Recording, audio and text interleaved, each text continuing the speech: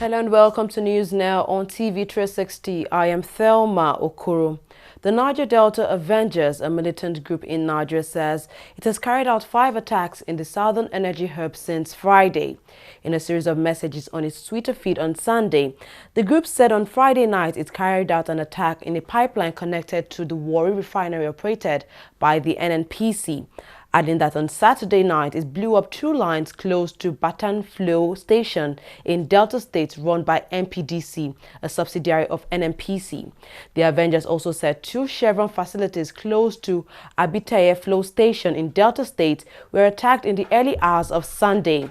Nigerian authorities are yet to confirm the authenticity of their claims. The group has carried out a series of attacks on Nigerian oil facilities in the last few months. These attacks pushed Nigeria's crude oil production to a 30-year low. However, the NNPC last week said output was resuming due to pipeline repairs and no recent attacks. The Economic and Financial Crimes Commission EFCC has arrested former Deputy Governor of Osun State, Senator Iola Omishore. Spokesperson for the EFCC, Wilson Uwujarin, confirmed this arrest on Sunday. He said Omishore was arrested at his Abuja home by a team of EFCC operatives on Sunday morning. He was then taken into EFCC custody for questioning. Last month, the EFCC had declared him wanted in connection with a case of receiving and embezzling the sum of over 700 million naira from the Office of the National Security Advisor between June 2014 to November 2014. Nigeria's First Lady Aisha Buhari has presented about 30 million naira cash support to parents of the abducted Chibok students in Borno State, northeast Nigeria. Mrs. Buhari, who was represented by Hajia Nana Shetima, the wife of the Borno State governor, explained that the gesture was aimed at assisting the parents with some financial support towards improving their hardships. She said it was in fulfillment of her promise to assist the less privileged and victims of the insurgency in the northeast region. About 276 schoolgirls were kidnapped from their secondary school on April 14, 2014, while they were preparing for their final year exams. Till date, a majority of them are yet to be found. The governor of Borno State says it has so far received cash donations of about 345 million naira for the upkeep of internally displaced persons in the state. Governor Kashim Shettima stated this while speaking to journalists in Maiduguri, northeast Nigeria, on Sunday. Reports recently emerged from the northeast region that starvation had become rampant in some internally displaced persons camps in the region. But Shettima has said the state never received any cash donations from international donors for IDPs in the last 4 years. The Chief Judge of Abia State has denied allegations she absconded from her duty post to avoid the swearing-in of Uche Oga as governor of the state last week. In a statement from her office, Justice Teresa Uzoamaka Uzokwe refuted the allegations, insisting she was in her office. On Thursday, an Abia State High Court stopped the Chief Judge of the state or any other judge in the state from inaugurating Uche Oga as Abia State governor. A federal High Court judge sitting in Abuja, Justice Okon Abang, had on Monday last week ordered the removal of Governor Okezie Ikpeazu as governor of the state. Abang said Ikpeazu was guilty of tax evasion and was therefore unqualified to have contested the 2015 governorship election in Abia State. A senior advocate of Nigeria, Femi Falana, says a sitting president or governor who was sworn in can be removed from office if he commits any crime, and he can also be tried according to the Supreme Court's ruling because there was no longer absolute immunity. Falana said President Muhammadu Buhari, his deputy Yemi Oshibanjo, and governors who committed criminal acts could be arrested while in office and taken for trials. Falana was speaking on limit of executive immunity in Benin City to mark the 60th birthday of the Secretary to the State Government of Edo State, Professor Julius Ihonebere. He said according to a Supreme Court ruling, there was no longer absolute immunity, therefore governors involved in criminal charges, including the leadership of the National Assembly, must face the law. A group known as the Youth Initiative for Advocacy, Growth and Development, IAGA, has urged Nigerian lawmakers to be more transparent in their discharge of their duties. The group advised that an effective communication channel between constituents and the legislators should be developed and strengthened. The group was speaking at an event organized to review the legislative performance of the 8th National Assembly in Abuja. In June 9th, the National Assembly, both the Senate and the House of Representatives, made a presentation on their performance. They scored themselves and shared with the Nigerian public and how they had performed over 365 days. And that's completely commendable. However, from a citizen's perspective, it is important that citizens need to also develop their own scorecard to measure the performance of National Assembly based on the legislative agenda that they set for themselves. And that's what this meeting seeks to achieve by assessing the performance of our legislators who are paid using our own resources. And we're also looking at reviewing executive and legislative relationship over the last 365 days. We would all understand, or we're all aware of the crisis that is rocking the National Assembly, especially the Senate today, and its very, very episodic relationship with the executive. What is key for us is the fact that the presidency or the executive and the legislature must understand that they are all institutions of government that are not separated. We felt that as important as it is to blow your own trumpet, it's much more beneficial if the people you work for assess you. And so we felt that it's important to have a citizens, if you like, civil society organization review of the performance of the 8th National Assembly. So that where they have done well, they can strengthen it, and where they are not doing well, they can improve on the process. And to also, like I said in my opener, the integrity reputational bank of the National Assembly is in deficit. Citizens think that the way they have conducted themselves, especially where they have to be answering corruption charges, issues of forgery, it's a dent, it's some kind of slaw on the integrity of that institution. And so we wanted to be able to have an input, a citizen input into how that institution is running, because it's very important as an institution. It's in fact the most important institution in democracy. So this is a citizens forum, citizen engagement with the media, with scholars, with ordinary people to say, look, how has this National Assembly that has been chest-thumping itself, how much has it done? Troops of the 2 Brigade of the Nigerian Army say they have raided gunmen hideout and ended their activities along a major highway in Rochas State. A statement by the brigade noted that a group of gunmen operated entire local government area of the state in south Nigeria. Items recovered from the group during the operation include an AK-47 rifle, 1 FN rifle, a G3 rifle and 3 Dane guns. The army therefore urged the people to go about their lawful activities, saying normalcy had been restored in the area. Imo State Governor Rochas Okorocha has directed that the salaries for the months of April, May and June 2016 be paid before Friday, June 8, 2016. He also directed the directors of the accounts in the ministries and local governments to work out the salaries of council workers up to the month of June. These orders came after a meeting at the Government House in Owerri with the government functionaries, directors of accounts, treasurers, permanent secretaries, leaders of Imo Council of Elders and Transition Council chairmen, as well as other relevant stakeholders. Police officials say they have begun searching for the killers of a member of the Oyo State House of Assembly, Gideon Aremu. Oyo State Police Commissioner Adeleye Oyebade assured that the residents of the state and relatives of the deceased that full-scale investigation would be launched to fish out the perpetrators.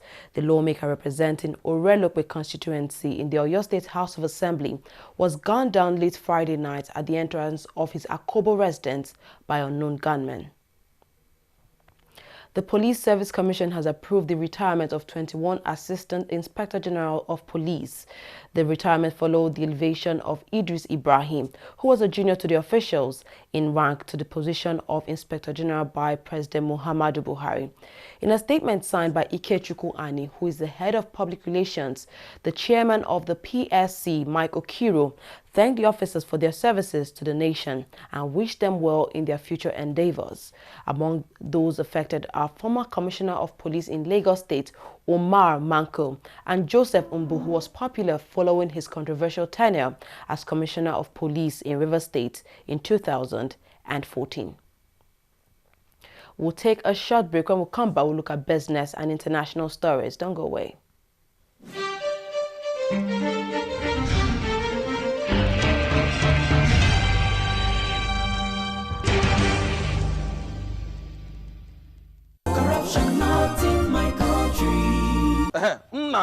How work? How correct, Oga? What is it that you are doing? Oga, they command the part now. Make we go sell for. Oga, na correct kuza be this o. Oga Titus and him boys them. They do am. They will command the original parts, sell them, make plenty kuza. No wonder our customers bring the generator back to our workshop because they bad. And not because of stuff. Now because they overuse the generator. Plus say NEPA no they give them electricity. Before I open my eye, Makachuku, look at my talk in the heaven. Replace this original generator parts back inside this generator of my customer. In short, before una do am, frog jump. One, frog jump. 1, 2, 1. Stealing of generator parts or changing of original parts to a fake one. That is the corruption. Not in my country. Corruption not in my country. From the multi-award-winning filmmaker. What were you doing at the beach resort? The first ever Pan-African movie. We've all met at company retreats in the past before. Each one with a mission and a strategy to determine who will be the next CEO. I googled you last night and I came up with nothing. Nada. I'm off the grid. I fly below the signal. Coming to the cinemas from the 15th of July 2016. 10 VIP CEO premiere tickets and 20 autographed DVDs up for grabs when you pay for the OLX Do It For Me service from 6th of June to 1st of July 2016. Visit olx.com.ng to book a champ now. OLX, sell it!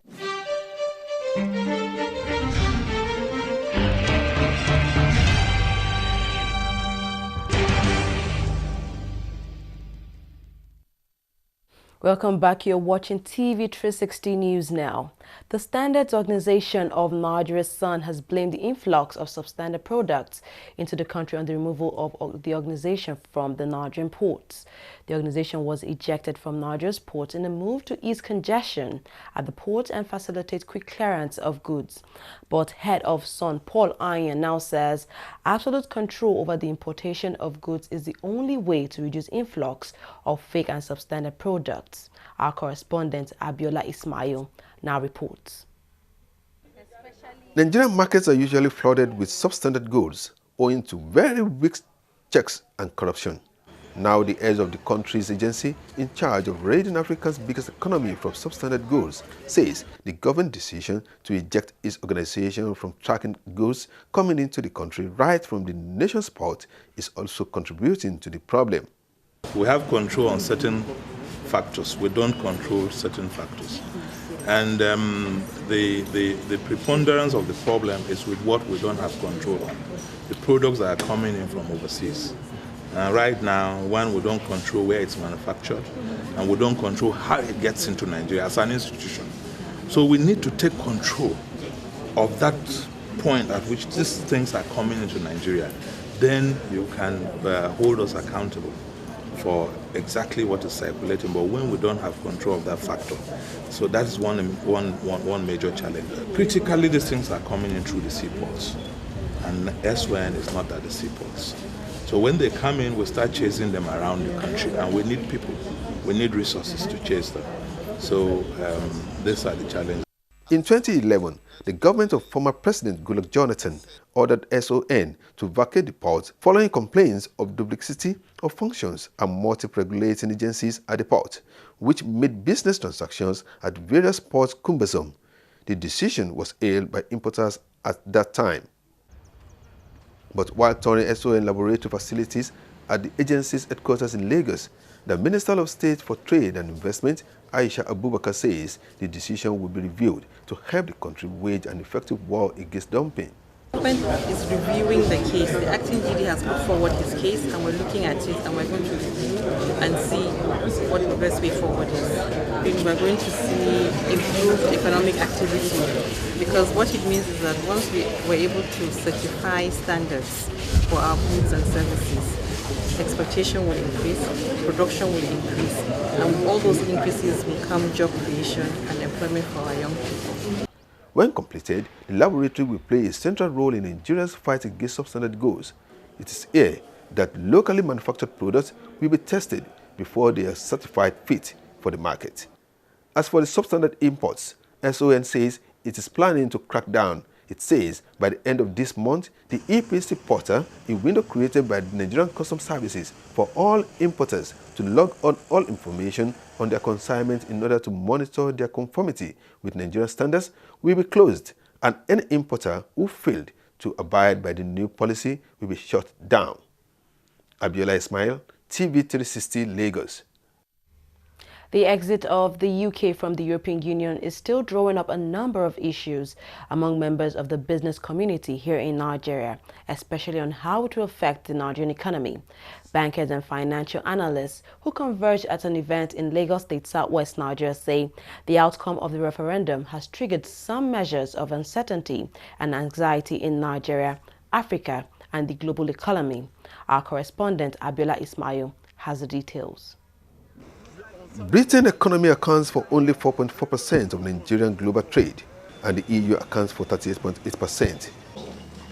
These economists opine that it is unlikely that the Britain exit will have a major impact on Nigeria's balance of trade situation, as it was being forecast, although with some cautions. FCIB, you are welcome. At the Chartered Institute of Bankers of Nigeria breakfast session on implications of Britain's exit on the Nigerian banking industry, the CIBN President Segun Ajibola and the Central Bank of Nigeria representative set the agenda with a teaser on what's likely to be Nigerians' gains and losses in this scenario. What impact will Brexit have on futures transactions already denominated in euro, in Great Britain, pound sterling, and others?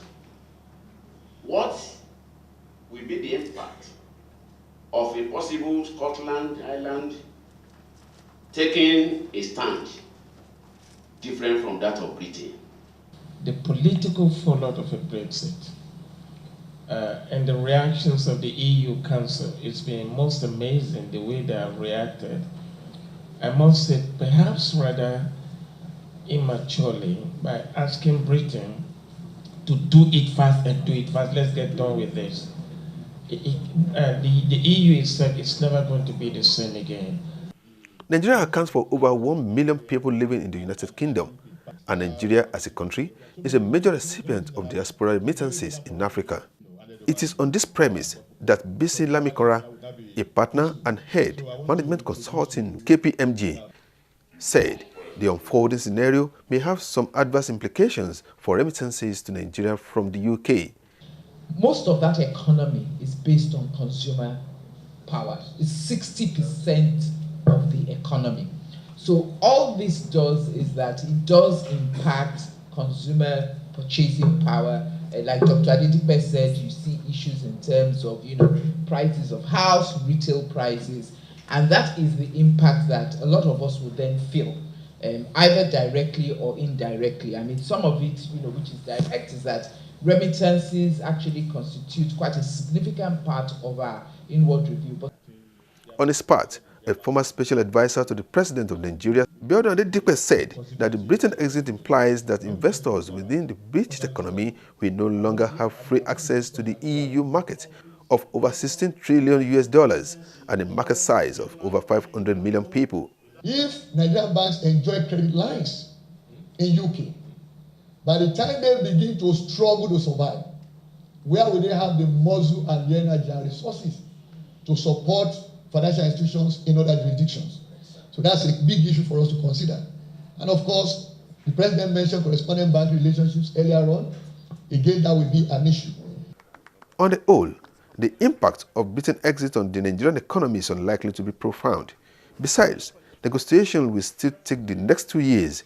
Most of the current responses are driven by uncertainties and expectations which will fizzle out in the not too distant future. Abiola Ismail, TV360 Lagos. Oil prices rose on Monday following comments from the Saudi energy minister that the market was heading towards balance. Brent crude futures were trading at $50.58 per barrel, while U.S. crude was up 17 cents at $49.16 per barrel. In Niger, the Nigerian National Petroleum Corporation (NNPC) said last week that output was rising following repairs after attacks in the Niger Delta region that had pushed Niger's crude oil production to 30-year lows. The number of people killed in Sunday's suicide bomb attack in Baghdad has now risen to over 165. The government has declared 3 days of mourning after the huge blast which injured 225 others. A lorry packed with explosives was detonated in the Karada district while families were shopping for the holiday marking of the end of Ramadan. It is believed to be the deadliest single bomb attack in Iraq since 2007. A search vessel contracted by the Egyptian government has recovered all human remains at the crash site of Egypt Air Flight MS-804 in the Mediterranean. The remains have been handed over to the coroners and prosecution officials. The Airbus A320 plunged into the eastern Mediterranean while traveling from Paris to Cairo on May 19th, and all 66 people on board were killed. The cause of the crash remains unknown. The Nigerian Football Federation says it will reveal the shortlist of potential Super Eagles coaches on Friday, July 8, 2016. The Eagles have been without a permanent coach since February this year, following the resignation of Sunday Ulise. Dream Team 6 coach Samson Siasia and former assistant coach Salisu Yusuf had both had different contemporary spells with the team, with Salisu taking charge of the Eagles' 2 friendly victories in May.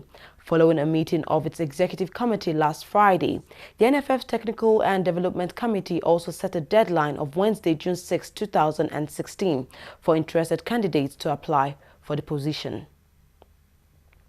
CSKA Moscow coach Leonid Slotsky has confirmed Ahmed Musa is leaving the club to move to the Premier League side, possibly with champions Leicester City. Leicester were linked with a move for the speedy Nigeria winger in January, but has since also been rumored to be on his way to West Ham and Southampton. Musa has been playing in Moscow since 2012, and he enjoyed his most prolific season in most of his front goals in 2015 and 2016, scoring 13 goals in 29 Russian Premier League outings. Well, that's all we have on news now. We thank you very much for watching. I am Thelma Okoro.